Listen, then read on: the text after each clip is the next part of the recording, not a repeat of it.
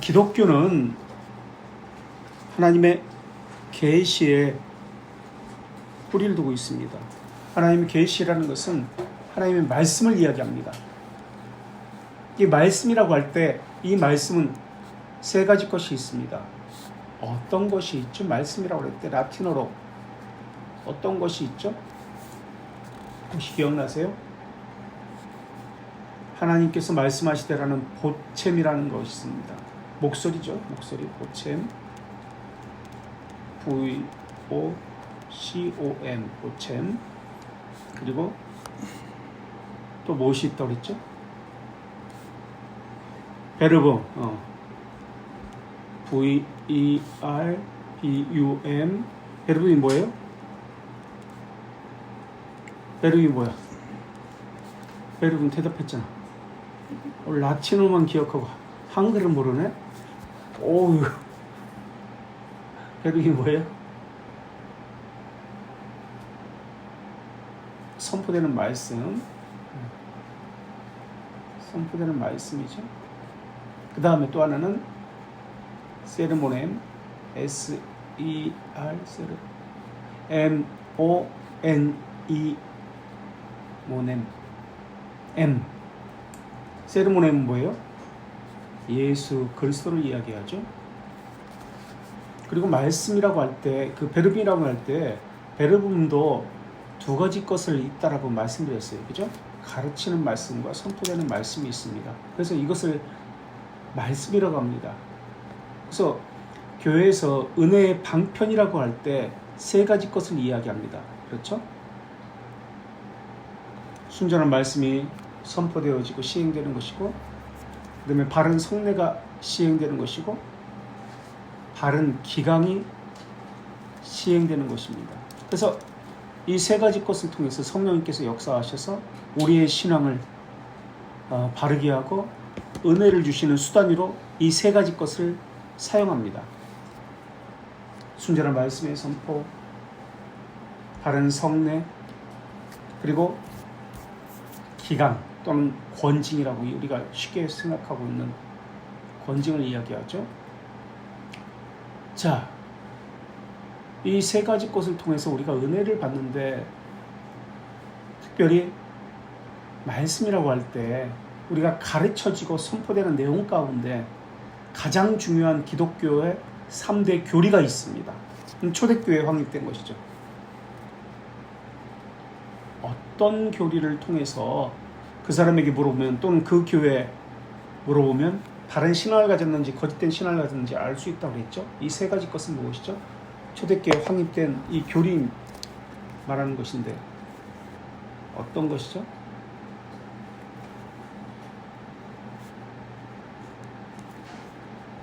어떤 것을 물어보면 된다고 했죠. 그럼 이 사람이 바른 신앙을 가졌는지 거짓된 신앙을 가졌는지 알 수 있다고 했죠. 또는 그 교회가 참되고 바른 교회인지 그렇지 않은 교회인지, 이 세 가지 것을 질문을 통해서 우리가 알 수 있다고 했습니다. 그 세 가지 것은 무엇인가요? 기독교인의 가장 중요한 3대 교리입니다. 그래서 초대교회에서는 이런 논쟁들이 있었어요. 이것들은 모두 예수님이 어떤 분이신가에 관한 것인데, 첫째, 삼위일체.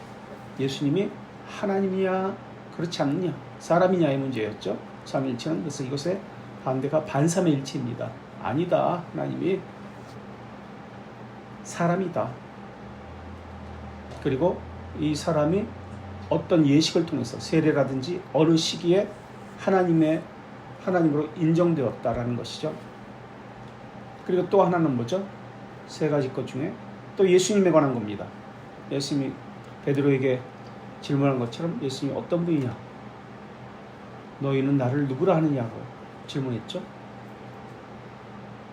두 번째는 지금 이것은 325년 니케아 회의와 381년 콘스탄티노플 회의에서 니케아 콘스탄티노플 신조로 결정되어진 것인데, 이 삼위일체 가운데 중요한 용어, 단어는 무엇이죠? 그럼 삼일체 가운데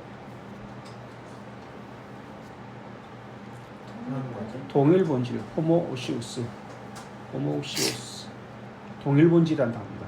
그러니까 예수 그리스도, 성부, 성자, 성령은 동일한 본질이다. 모든 경배와 영광과 존귀와 위엄을 동일하게 가지셨고 받으시는 분이다. 예배도 마찬가지고요. 동일 본질이라는 용어가 중요하다고 했습니다. 그 다음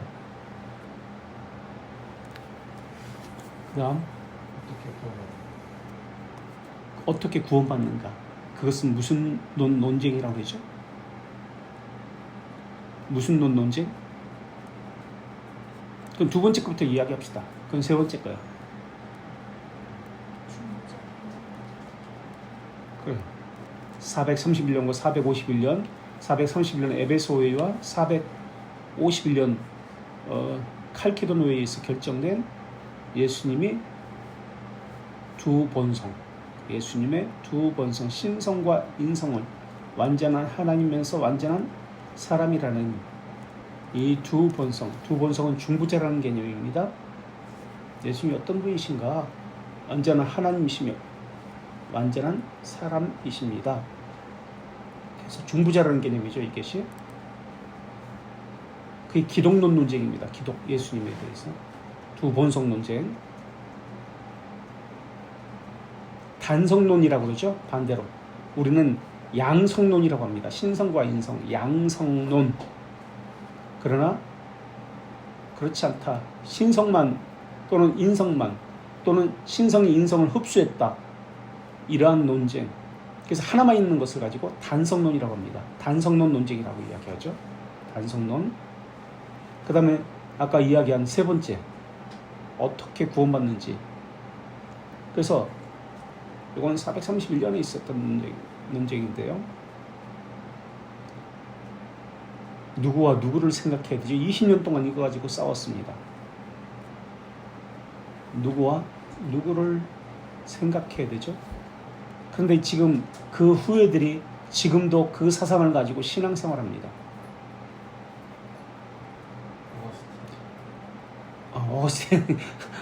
어거스틴은 정통신앙이고 반대파. 어거스틴은 정통신앙이고 반대파. 그래서 그 후예들이 지금도 이 신앙을 가지고 자유주의도 그렇고 뭐 등등 앞에 신자가 들어가는 거, 신 무슨주의, 뉴 무슨주의 이런 것들이 다 로마 가톨릭도 마찬가지고요. 신 무슨주의. 그러니까 그게 뭐죠? 네? 그 사람 이름이? 이 사람은 어거스틴은 은혜론을 주장합니다. 오직 은혜로 구원받는다는 것을. 그러나 이 사람은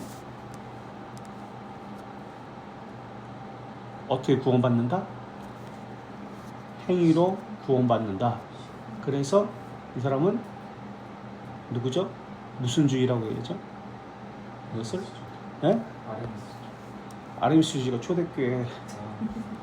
아르미스주의, 물론 아르미스주의도 마찬가지예요. 이 사람들 후예죠.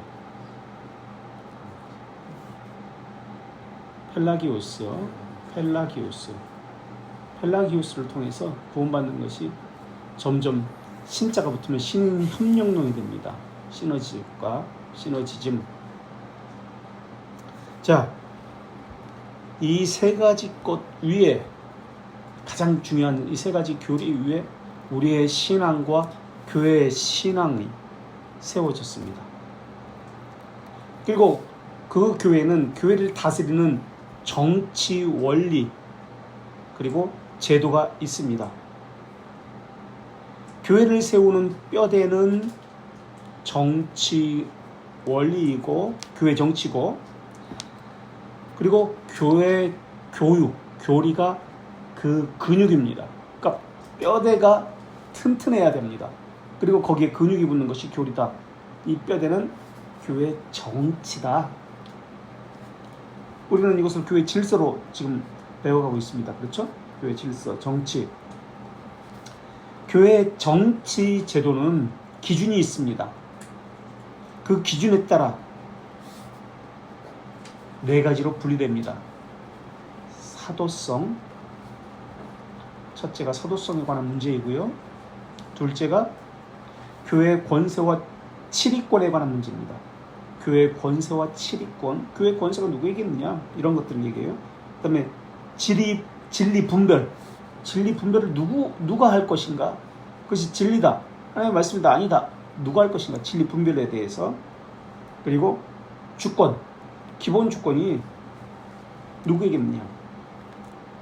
자, 사도성을 볼까요? 처음이 사도성인데, 사도성은 교회 정치 제도는 사도성이 누구에게 있느냐에 따라 달라집니다. 교회 정치는 사도성이 누구에게 있느냐. 예를 들어서 우리가 알고 있는 대로 로마 카톨릭은 누구를 사도성에 있다고 얘기하죠? 누구에게 로마 카톨릭은 사도성이 있다, 사도성이 이어져 왔다라고 이야기하죠? 누구를 통해서?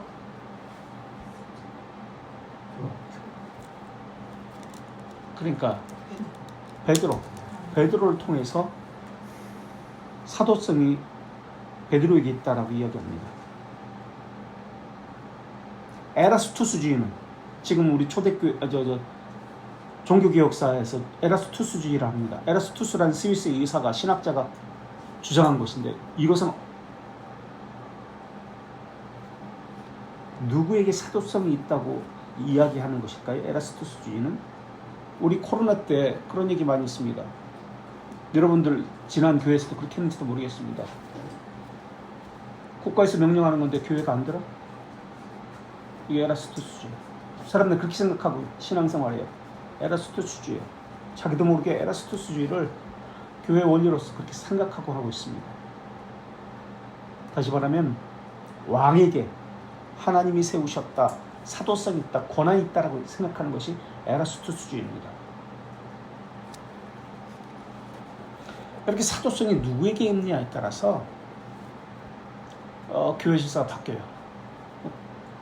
그리고 두 번째가, 이건 내일 구체적으로 더 우리가 종교개혁사 시간에 구체적으로 더 이야기합니다. 오늘은 여기서는 짧게만 이야기하고, 두 번째가 교회의 권세와 치리권이 어디에 있느냐. 사도성에 근거한 교회의 권세가 어디에 있느냐에 따라 또 교회의 정치 원리가 달라집니다. 그래서 앞서 말한 것처럼 교황제도, 국가교회로 이렇게 나타나는 겁니다. 국가 소속이에요, 교회는. 그럼 국가 소속이면 목사들은 국가 소속, 월급을 국가에서 받아요. 그러면 목사는 공무원이에요. 그러면 빨간 날은 어떻게 해야 되죠? 공무원들은 쉬어야 돼요. 그리고 휴가를 여름에 가야 돼요. 45일. 공무원이야.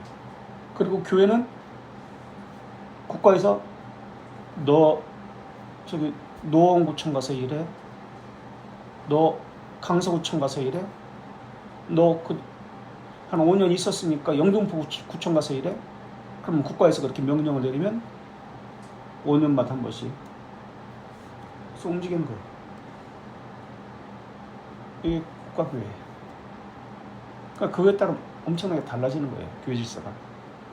그 다음에 진리분별. 정치 제도 그 진리를 누가 분별할 것에 대한 기준이 또 달라집니다.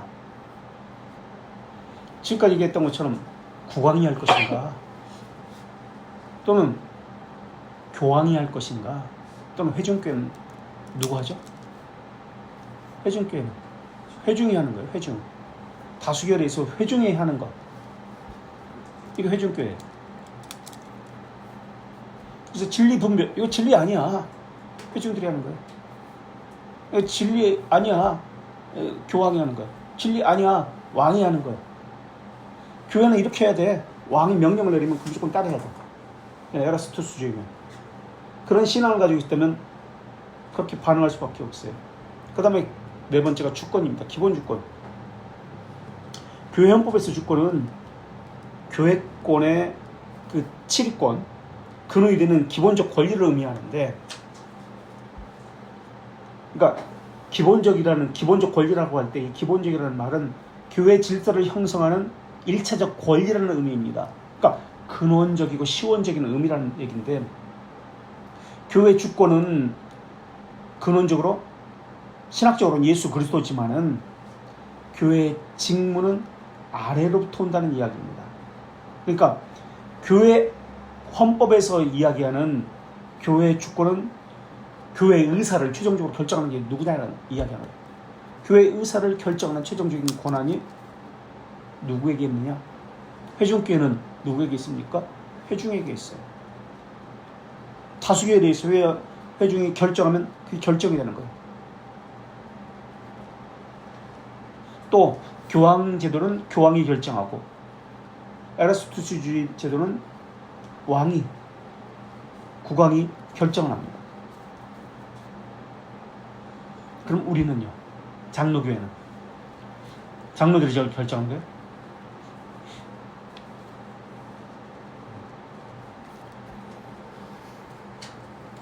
성경이 최종 결정권자라고 우리는 가르치고 배우고 있습니다. 성경의 최종 결정권자.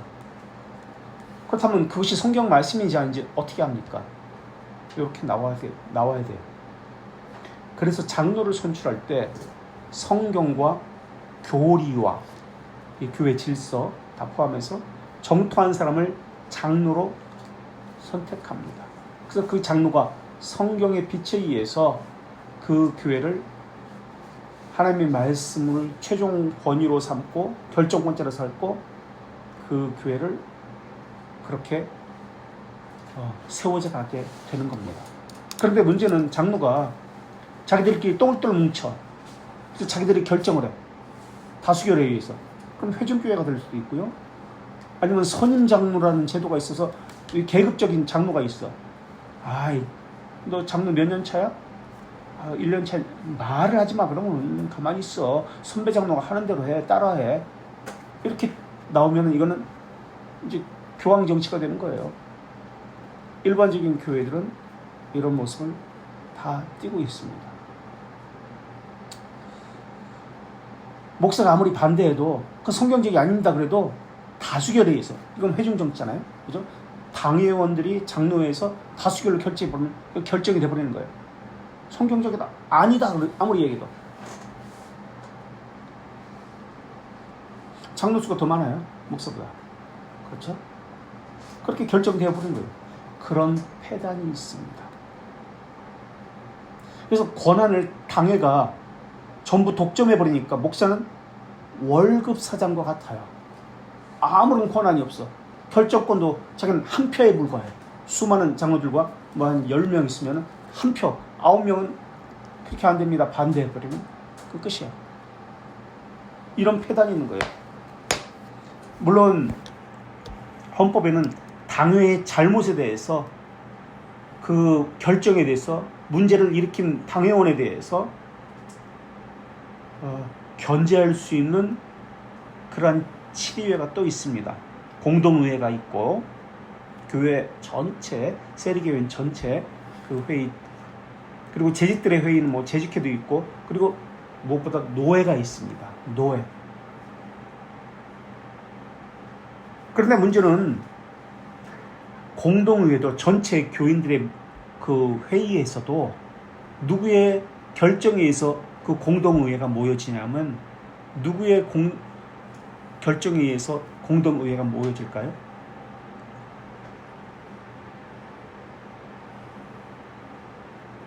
장로회, 당회의 결정에 의해서 우리 공동회의를 모읍시다 라고 하는 거예요.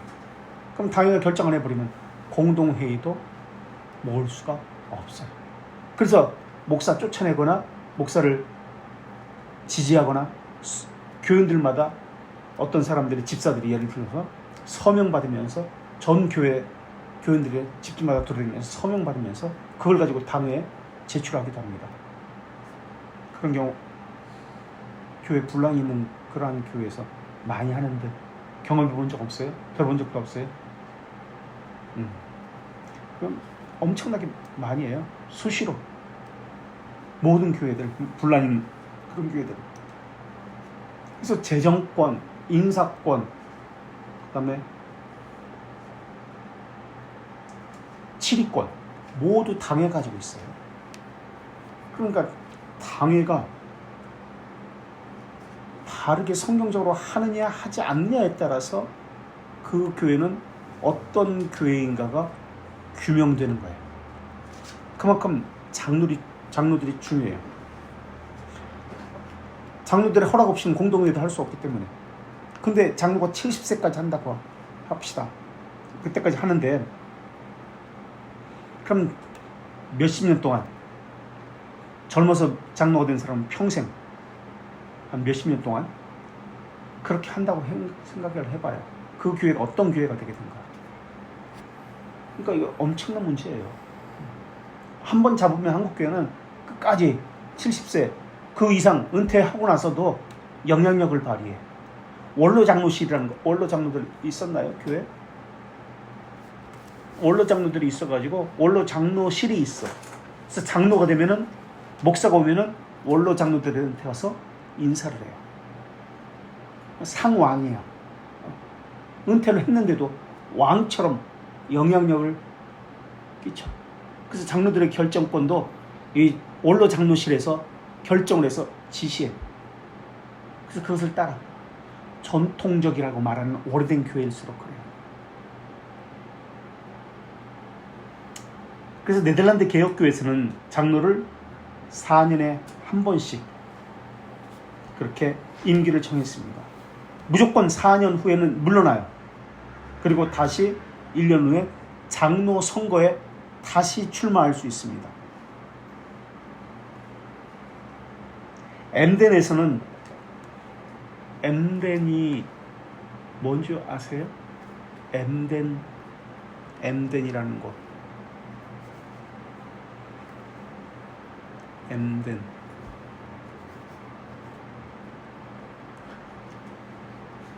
최초의 개혁교회 회의가 있었던 거예요. 엠덴 교회 정치에서는 2년이었어요. 장로가 임기가 2년. 지금도 유럽이나 이런 개혁교회에서는 2년 이렇게 개혁교회 최초의 그 교회 질서를 따라서 2년 하는 나라가 많이 있습니다. 2년. 영국은 3년입니다. 그러나 목사는 장로만 임기제 합니까? 목사도 임기제 합시다. 그러나 목사는 대의직이 아니기 때문에, 그러니까 교인들에 의해서 이렇게 대의직이 아니기 때문에 임기제에 해당되지 않습니다. 전문직입니다. 목사는 교회 목회를 전공한 전문직이고 직업직이고 소명직입니다. 그래서 대의적 장로처럼 임기제에 해당되지 않습니다. 임기제는 의외적이고 대의직의 기본입니다. 대의직, 의외직의 기본이 임기제입니다. 그래서 장로교회는 이 임기제를 시행하는 것이 저는 맞다고 생각합니다. 우리 칼빈의 그 장로교회 역시, 제네바 교회 역시 그렇게 시작했기 때문에 그렇습니다. 장로 정치는 대의 민주 정치입니다. 자기들끼리 의견을 조율해가지고 장로만 단합하는 정치 제도가 아닙니다.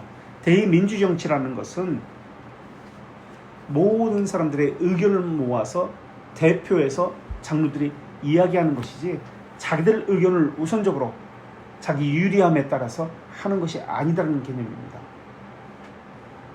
또 교회는 무엇보다도 사람들의 대의를 모아서, 장로교회가 모아서 장로들이 대신 이야기하지만은 그것보다도 사람들의 모임이 아니라 하나님의 신적 기관입니다.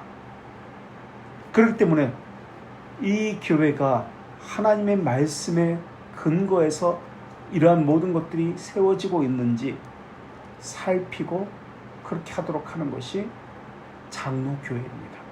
신적 기관이기 때문에. 그래서 교회 질서는 사람들의 다수 사람들의 생각에 따라 운영되는 것이 아닙니다. 우리가 지난 시간에 배운 것이 무엇이냐면 품위 있고 질서 있게 덕을 세워라.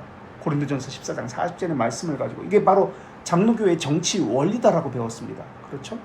그러면서 그 뜻이 무엇인지를 설명했습니다. 기억나시죠? 그래서 하나님의 계시된 그 성경 말씀의 뜻을 따라서 품위 있고 질서 있게 다스려져야 합니다. 이것을 기독론이 예수 그리스도라는 뜻이잖아요. 예수 그리스도론적으로 설명한다면 교회 정치란 부활하시고 통치하시는 예수 그리스도께서 주신 것으로 예수 그리스도께서 보좌 위에 계심을 영구히 상기시키는 신적 질서입니다. 라고 할 수 있습니다. 교회 정치는 하나님의 주권에 의한 것인가? 인간 권리에 의한 것인가? 교회 정치는 그리스도인들의 사려 분별의 산물인가? 예수 그리스도의 지혜에 의해서 나온 것인가? 인간의 방편이 아닙니다. 하나님의 역사에 근거를 두었습니다. 우리 웨스트민스터 신앙고백서 1장 6한 1절을 한번 1장 6한 1절을 한번 여기서 항상 가지고 있어야 합니다.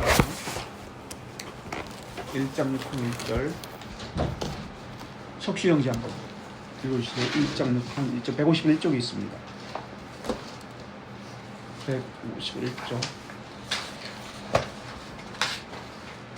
1장 6항 1절 그분이 지난 영광, 인간의 구원, 믿음과 생명의 필연적인 모든 것에 관한 하나님의 전체적인 방침은 성경에 명백하게 기록되어 있거나 선하고 필연적 결과 때문에 성경에서 추론될 수 있다. 하나님의 전체적인 방침, 믿음에 관해서 생명에 관한 필연적인 모든 것들이 성경에 명백하게 기록되어 있다는 거예요. 성경에서 가져와야 된다는 거예요. 그 정치 원리를. 그런데 선하고 필연적인 결과 때문에 또 성경에서 추론할 수 있다라고 나옵니다. 이 이야기를 좀 하려고 해요. 지금 이 말은 성경만으로 충분하다는 말인데, 오직 성경이라는 개념인데 세부적인 면에서 충분하다는 말이 아니에요. 원리적인 면에서 충분하다는 말이 지금 이 말입니다. 원리적인 면에서 충분하다. 우리는 개혁교를 이야기하면서 개혁교회와 장로교회가 다른 점이 무엇인지를 배웠습니다. 우리는 원리를 가지고 이야기합니다. 또 장로교회는 세부적인 세치들이 많아요. 하나하나. 성도에게 단번에 주신 믿음의 도라고 유다서는 1장밖에 없으니까 3절에서 말씀하고 있습니다. 사람에게 필요한 구원과 생명과 신앙에 관한, 믿음에 관한 모든 것들이 성경에 기록되어 있습니다. 분명히 기록되어 있습니다. 또 기록되어 있거나 선하고 필연적인 것들을 성경에서 찾을 수 있습니다. 추론해서 얻어낼 수 있습니다. 자, 성경에서 예를 들어볼까요? 모세 오경 율법을 봅시다. 추상적으로 기록되지 않았습니다. 그렇죠? 자세히 기록되었습니다. 거기다 성경은 무엇을 먹든지 마시든지 하나님의 영광을 위해서 하라고 했습니다. 어떤 면에서는 자세히 성경이 기록되어 있습니다. 또 어떤 면에서는 자세히 기록되지 않았습니다. 자세히 기록되지 않은 것은 하나님의 영광을 위해서 선하고 필연적인 추론에 의해서 결정해야 합니다. 라고 나오는 겁니다.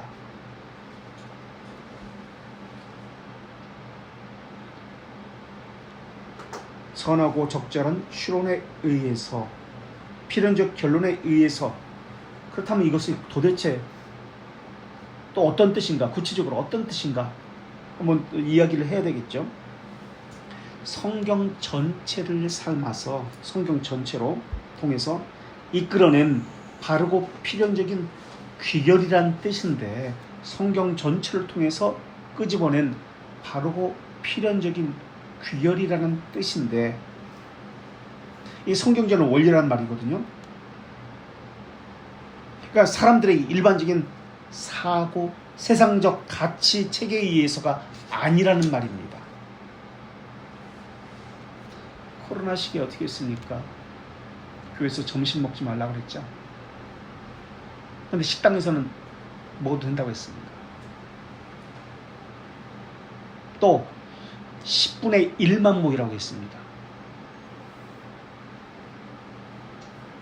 그리고 교회 올 때 모두 이름 적고 소독하라고 했습니다. 이건 좀 멈춥시다. 저희 교회는 교회를 어떤 일을 행할 때 어떤 것에 근거를 두고 우리는 그것을 결정하실 것인가. 전통이란 말은 다른 말이 아니라 보편적 해석을 보라는 거예요. 보편적 해석이라는 것은 초대교회부터 어떻게 교회가 결정했는지를 보라는 겁니다. 그 코로나 시기와 같은 상황들이 교회 시대엔 있었을까 없었을까? 있었어요. 그 결정을 교회사를 통해서 교훈을 받아야 한다라는 말입니다. 우리 신앙의 선배들은 차라리 죽을지언정 국법을 어겨서라도 예배를 했습니다. 이게 성경의 가르침이기 때문에 그렇습니다. 예를 들어볼까요? 웨스트민스터 신앙 고백서를 작성했던 웨스트민스터 총회, 우리가 장로교회, 개혁교회, 우리 신앙의 표준 교리를, 신앙 고백서를 가지고 있죠. 국가의 허락을 받았을까요? 국가가 하지 말라고 했는데 했을까요? 웨스트민스터 신앙 고백서, 웨스트민스터 총회는 국왕의 명령을 따라서 모인 회의일까요? 국왕의 명령을 어기고 하지 말라 했는데 한 회의일까요? 어떻게 생각하세요? 국왕의 명령을 어긴 회의입니다. 그게 우리의 신앙 고백서가 나온 웨스트민스터 총회입니다. 언약도는 어땠을까요? 스코틀랜드의 언약도, 우리의 뿌리 언약도. 그 당시엔 장로교회라는 말이 없었어요. 장로 정치라는 말은 있었는지 모르지만 장로교회라는 말은 없었어요. 언약도라고 부릅니다. 언약, 하나님과의 언약을 중요시합니다. 약속, 하나님과의 약속, 사람과의 약속, 이게 언약도예요. 언약도는 스코틀랜드 왕의 명령을 어긴 사람들을 언약도라고 얘기합니다. 프로테스탄트라는 단어는 어떻을까요? 국왕 신성로마 제국, 왕의 명령을 거부한 사람들이 항거하는 자라는 뜻이잖아요. 프로테스탄트. 프랑스 위근은 어떻을까요? 프랑스 왕의 명령에 순종한 사람들일까요? 네덜란드 개혁교회는 어떨까요? 개혁교회, 장로교회 뿌리는 어떻을까요? 모두 왕의 칙령을 거부하고, 왜 왕의 칙령을 거부했습니까? 왕의 명령과 하나님의 명령이 충돌되기 때문에 그렇습니다. 그래서 우선순위는 하나님의 말씀이기 때문에 그렇습니다. 아무리 왕이라 할지라도.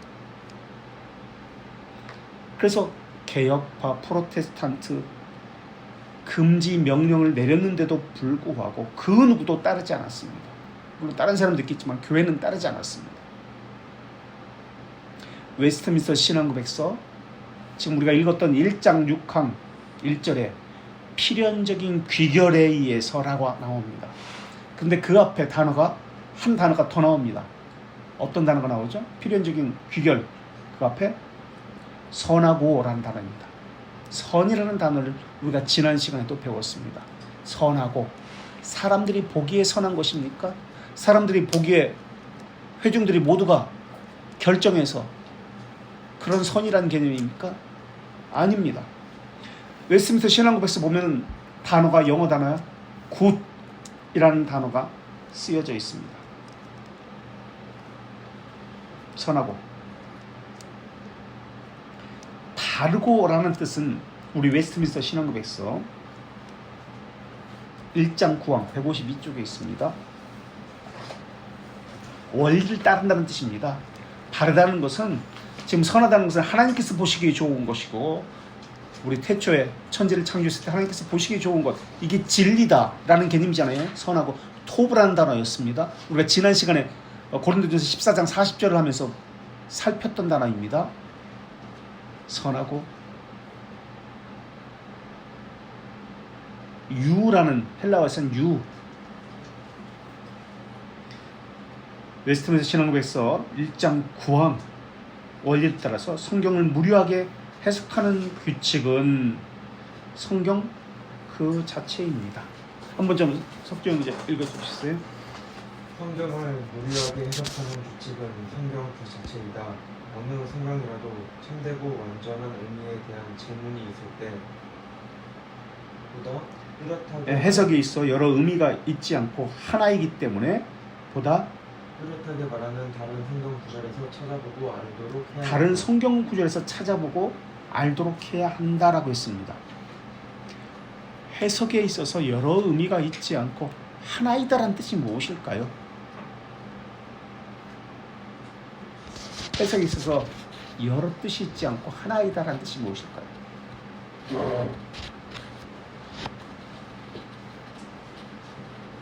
지난번에 누가 그때 그 얘기를 하면서 나한테 그때 그 얘기를 했잖아요. 그리고 기억나세요? 기억 안 나요?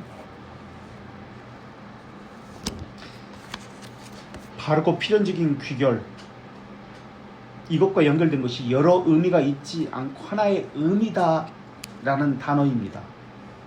이 표현이 말하고자 하는 것은 역사적, 신학적, 목회적인 것과 관련됩니다라는 뜻입니다. 역사적, 신학적, 목회적인 것과 관련되어 있습니다라는 뜻입니다. 성경과 동일하게 인정받는, 사람들에 의해서 인정받는 새로운 형태를 반대합니다라는 뜻입니다. 우리가 전통이라는 개념이 보편성이라는 것을 배웠잖아요. 얘기했잖아요. 이 고백은 추론의 결과도 하나님의 뜻으로 인정해야 하고, 신자는 그 내용도 진리로 믿고 그 명령을 따라야 합니다라는 뜻이에요. 성경에 모든 것이 기록되지 않았습니다. 그러나 선하고 추론적인 귀결에 의해서 이것 역시 하나님의 명령으로 순종해야 합니다 라는 뜻입니다. 이게 성경의 가르침입니다. 성경의 명령입니다 라고 순종해야 한다는 뜻입니다. 성경에 기록된, 명시된 이것에 국한시켜야 됩니다. 이게 오직 성경이라는 뜻이 아니에요. 이게 성경에 나오지 않은 것은 해서는 안 된다, 오직 성경이라는 뜻이 그런 뜻이 아니에요. 근데 그렇게 이야기해. 그 사람들이 누구다? 종교개혁식에 오직 성경이라는 개념을 개혁판에 그런 사람이 있었어요. 오직 성경이라는 개념을 가지고. 아까도 얘기했지만 그 사람이 그렇게 오른뺨을 때리면 왼뺨까지 돼요. 그래서 다 내주어야 한다는 거예요. 모든 것을 자기가 지금. 이게 기독교인의 정신이라는 거예요.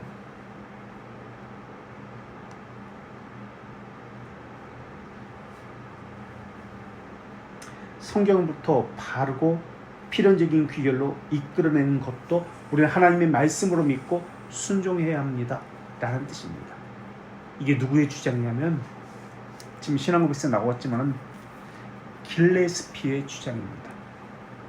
길레스피가 누군지 아세요? 1649년 스코틀랜드의 언약도인데요. 웨스트민스터 신앙고백 그 총회, 그 작성했던 총회 젊은 사람이 와서 참석을 했습니다.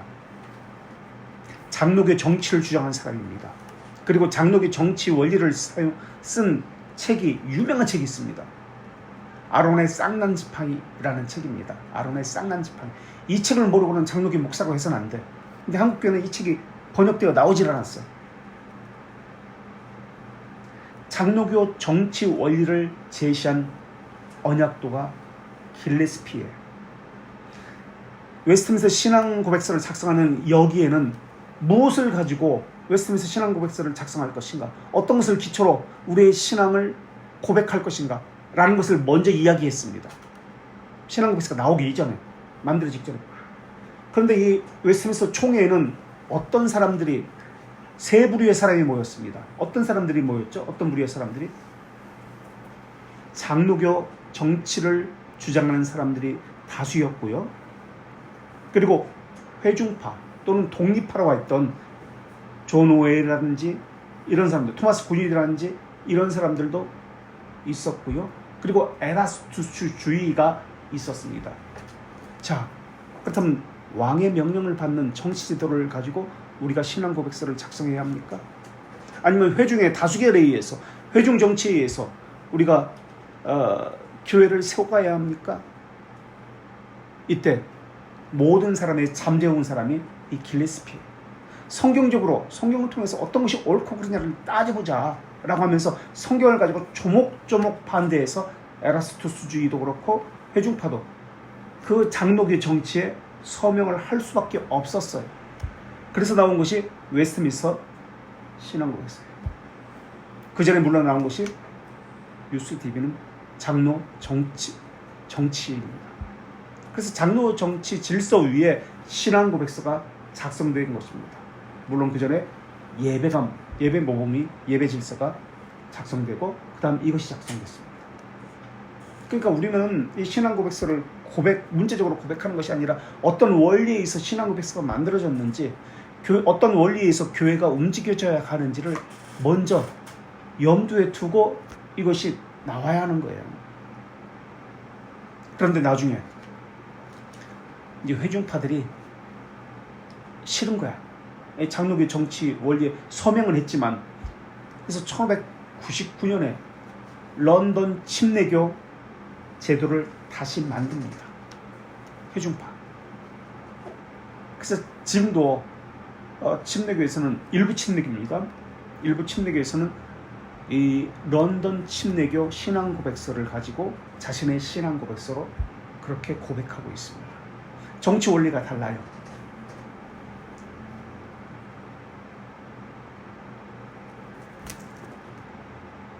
자, 하나님의 전체 뜻은 성경 명문을 통해서 알거나 필연적인 결과로 알 수 있습니다. 그렇기 때문에 새로운 성경 계시나 사람의 전통을 더 첨가하면 안 됩니다. 이 말이 의미하는 것이 무슨 뜻일까요? 길레스피는 이렇게 이야기합니다. 위명제는 아르미스주의자들이 원하던 너무 좁게 이해해서는 안 되는데, 만약 이들의 원리대로 한다면 우리 개혁교회가 가진 많은 필연적 진리들을 포기해야 합니다. 성경만 가지고 이해한다면 우리는 개혁신앙의 많은 것을 포기해야 된다는 거예요. 우리가 하는 논쟁들은, 반대자들은 우리가 하는 것에 대해서 반대자들은 인정하지 않는데, 진리를 입증하기 위해서 성경으로부터 이끌어낸 추론과 논증들도 우리는 하나님의 말씀으로 믿고 있기 때문에 그들은 반대합니다 라고 하고 있습니다. 세계 4대 칼빈주의자가 있는데 혹시 누군지 아세요? 4대 칼빈주의자. 칼빈 신학에 대해서 정통한, 지금까지 칼빈 이후에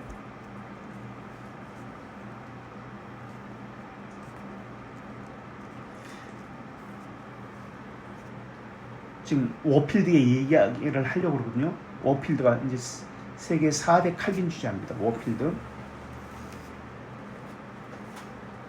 벤저민 워필드입니다. 이 19세기 말, 그러니까 1800년도 후반에 태어나서 20세기에 이제 신학자예요. 우선 18세기에 찰스 하츠가 있습니다.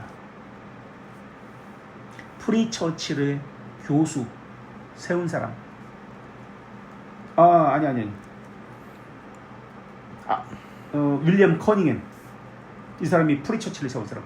그러니까 에딘버러에 지금 프리처치가 있어요. 개혁교회 신학교로 스코틀랜드에 처음으로 세운 사람. 18세기에 찰스 하츠가 있고요. 그 다음에 19세기에 윌리엄 커닝햄이 있고요. 윌리엄 커닝햄이 프리처치를 세운 사람입니다. 그래서 지금도 그 에딘버러의 프리처치를 공부하러 많이 갑니다. 그게 우리 뿌리기 때문에, 언약신학의 뿌리기 때문에. 그리고 아브라함 카이퍼, 19세기의 아브라함 카이퍼, 그리고 20세기의 벤자민 워필드, 이 네 사람이 칼빈주의 4대 신학자입니다. 칼빈 신학에 대해서 정토한 사람입니다. 어떤 사람은 헤르만 바빙크를 이야기하는데 아닙니다. 헤르만 바빙크는 신 칼빈주의자입니다. 신. 자, 워필드는 그 중에 한 사람이 있던 워필드는 이렇게 해석합니다. 바르고 필연적인 추론에 의해서 귀결되어진다라는 말의 의미는 바르고 필연적인 귀결을 부인한다면 모든 교리를 부인하는 것입니다. 라고 이 사람은 이야기합니다. 예를 들어볼까요?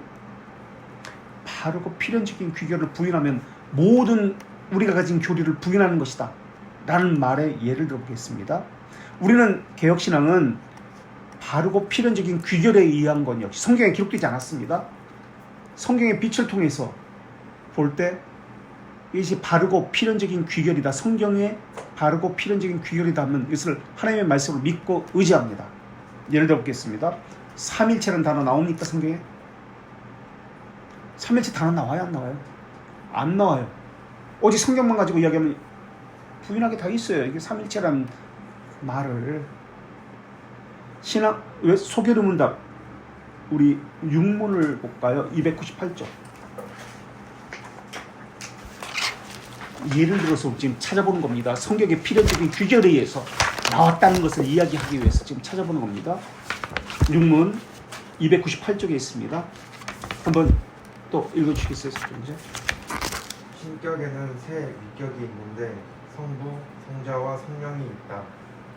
이 세 위격은 한 분 하나님이고 본질에서 동일하고 권능과 영광에서 동등하다. 1점 빼진 것 같은데?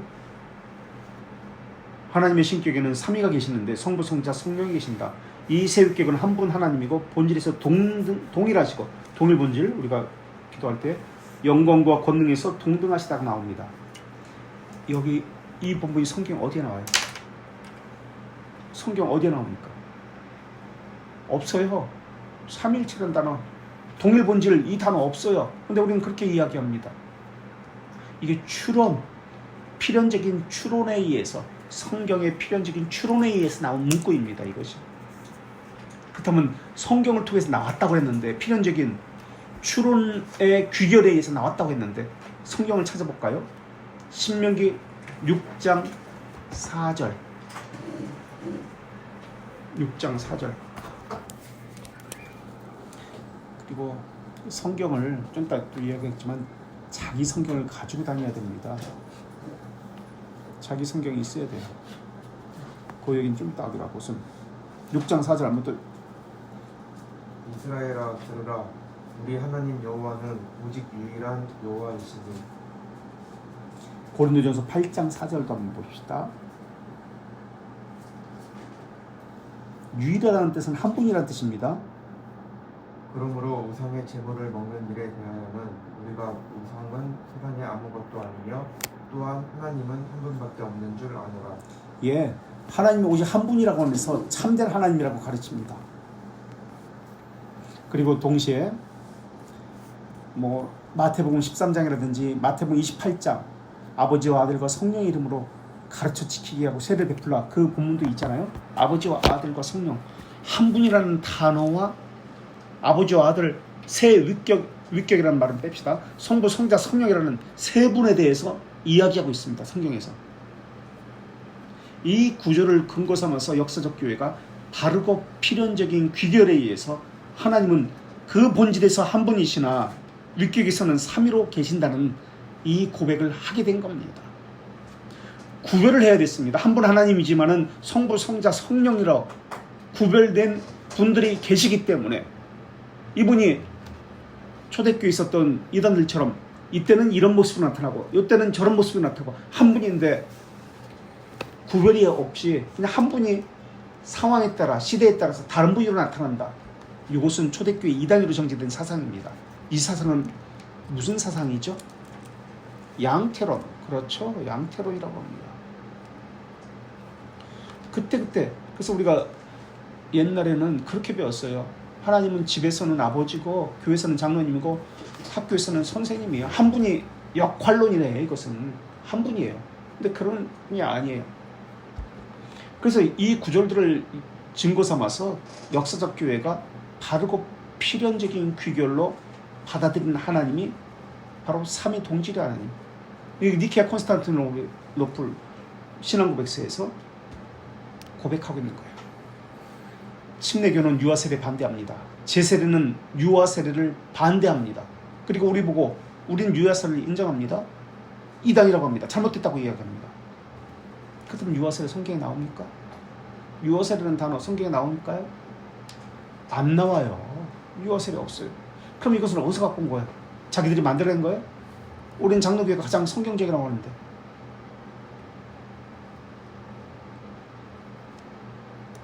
유아 세례를 분명히 명하는 구절은 어디에도 없습니다. 그런데 개혁교회에서는 유아 세례를 필연적이고 성경에 근거한 바르고 필연적인 귀결에 의해서 유아 세례를 베푸는 것이 하나님의 뜻이다 라고 믿고 있습니다. 하나님의 명령이라고 믿고 있어요. 유아 세례를. 그래서 유아 세례를 베풀고 있습니다. 이러한 근거는 구약과 신약에 동등하게 은혜 언약의 통일성을 말하고 있기 때문에 그렇습니다. 골로새서 2장 11절과 12절을 한번 좀 읽어주세요.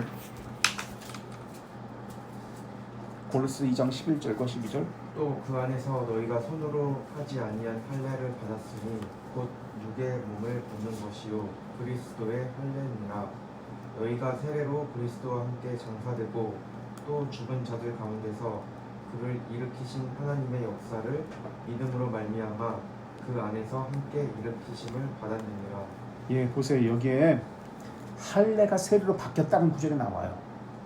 이것에 의해서 우리는 유아 세례를 인정합니다. 필연적인 귀결에 의해서. 그래서 유아 세례를 합니다. 그렇기 때문에 워필드가 이야기한 것처럼 바르고 필연적인 귀결이라는 이 단어를 빼버리고 오직 성경, 사람들이 이야기하는 문자적인 성경만 가지고 이야기한다면 장로교회의 모든 교리는, 개혁교회의 모든 신앙고백서는 다 버려야 됩니다. 단 하나의 뜻이 과연 무엇인가? 이 이야기는 다음 주에 계속 이어서 하겠습니다. 혹시 질문사항이나 하실 말씀 있으세요?